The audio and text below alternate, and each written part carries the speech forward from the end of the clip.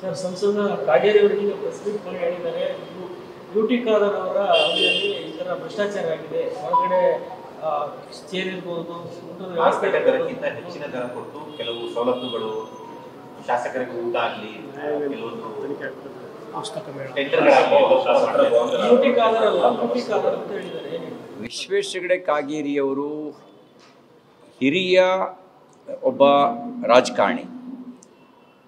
ಅವರು 6 ಬಾರಿ ಶಾಸಕರಾಗಿ, ಮಂತ್ರಿಯಾಗಿ, ವಿಧಾನಸಭೆಯ ಅಧ್ಯಕ್ಷರಾಗಿಯೂ ಕೂಡ ಕಾರ್ಯನಿರ್ವಹಿಸಿದವರು. ಈಗ ಸಂಸದರಾಗಿ ಕಾರ್ಯನಿರ್ವಹಿಸ್ತಾರೆ. ನನ್ನ ರಾಜಕೀಯ ಅನುಭವದಲ್ಲಿ ಸುಖ ಸುಮ್ಮನೆ ಚಟಕ್ಕಾಗಿ ಆರೋಪ ಮಾಡುವ ಕೆಟಗರಿಯವರು ವಿಶ್ವೇಶ್ವರ ಹೆಗಡೆ ಕಾಗೇರಿಯವರು ಅಲ್ಲ. ಈ ಕೆಲವು ರಾಜಕಾರಣನ ಮಾಡಬೇಕು ಅಂತ ಆರೋಪ ಹೊರಿಸ್ತಾರೆ. ಆದರೆ ವಿಶ್ವೇಶ್ವರ ಹೆಗಡೆ ಕಾಗೇರಿಯವರು ಅಳದು ತೂಗಿ ಆಧಾರ ಇಟ್ಕೊಂಡು ಆರೋಪ ಮಾಡ್ತಕ್ಕಂಥ ಒಬ್ಬ ರಾಜಕಾರಣಿ.